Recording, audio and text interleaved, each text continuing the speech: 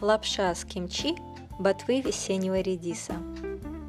И это наш главный ингредиент – корейское белое кимчи из ботвы весеннего редиса. Вот так вот оно выглядит после 1 недели ферментации, то есть после 7 дней. Ссылочку здесь я оставляю вверху и в конце видео на то, как готовить это наивкуснейшее кимчи, причем рыбный соус совершенно абсолютно не нужен. Итак, корейское белое кимчи из ботвы весеннего редиса, йольму кимчи, нам потребуется в объеме где-то около 2 стаканов. Но, конечно, лучше же иметь запас, чтобы всегда можно было дополнительно доложить это в блюдо. Начинаем мы с того, что делаем соус-заправку. Нам потребуется 2 сладких маленьких яблока или же 1 большое яблоко. Это может быть желтое яблоко, красное яблоко, не важно. Мы должны удалить из яблок семена и сердцевину. И затем одно из яблок мы нарезаем такими тонкими дольками. Если же у нас одно яблоко, то мы просто делим его напополам. И тогда половину нарезаем тонкими дольками. Яблоко обязательно должно быть сладкое. И второе яблоко или же вторую половину мы с вами нарезаем такими кусками, которые удобно перемалывать в вашем блендере. Или же можно не перемалывать, а натереть на терке. Кстати, кожуру мы с яблок не снимаем. И затем полученную яблочную массу мы закладываем в какую-нибудь глубокую посуду для перемешивания и добавляем кочудян, чили паста 2 столовые ложки. У меня ее, к сожалению, сейчас нет, купить ее здесь не получается. Тогда можно заменить на красный молотый перец в объеме 2 столовых ложек. Затем добавляем уксус 4 столовые ложки. Все пропорции я привожу на данный момент на 2 порции блюда. Сироп далее добавляем кукурузный или же заменяем на сахар в объеме 1 столовой ложки. Также мы добавляем зеленый лук, тонко нарезанный, 1 столовую ложку и молотый чеснок в объеме 1 столовой ложки. Кстати, многие в Корее молотый чеснок в данное блюдо не добавляют, можете пропустить. И все это мы с вами хорошо перемешиваем и отставляем пока в сторону, чтобы соус у нас настоялся. За это время мы должны будем с вами сварить яйцо. Для этого доводим воду до кипения, добавляем в воду уксус 1 столовую ложку.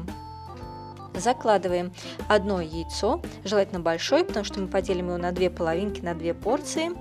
И варим его таким образом, вращая яйцо. Так желток всегда будет ровно посередине.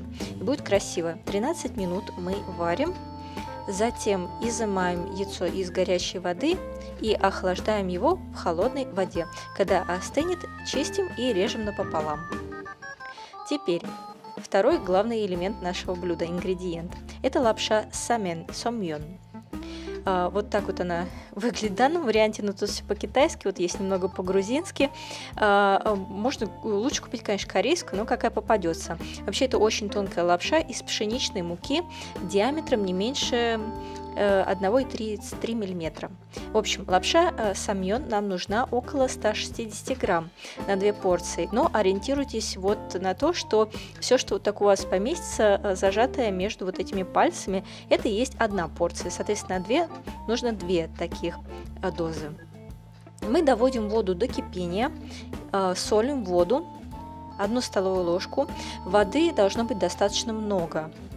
И огонь должен быть достаточно сильный. Погружаем туда лапшу, когда вода закипела, и затем варим ее. Каждый раз, когда вода будет закипать, мы заливаем ее холодной водой. Сделать это нужно будет дважды.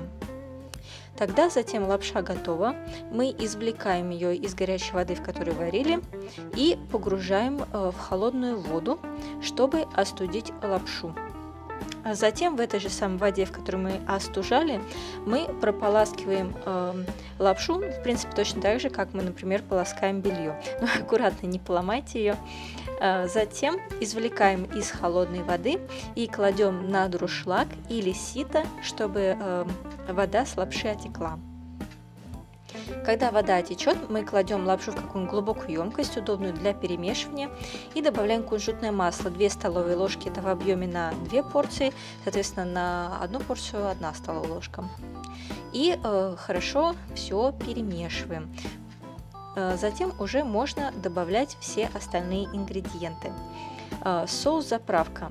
Если одна порция, то половину того соуса, который у нас есть.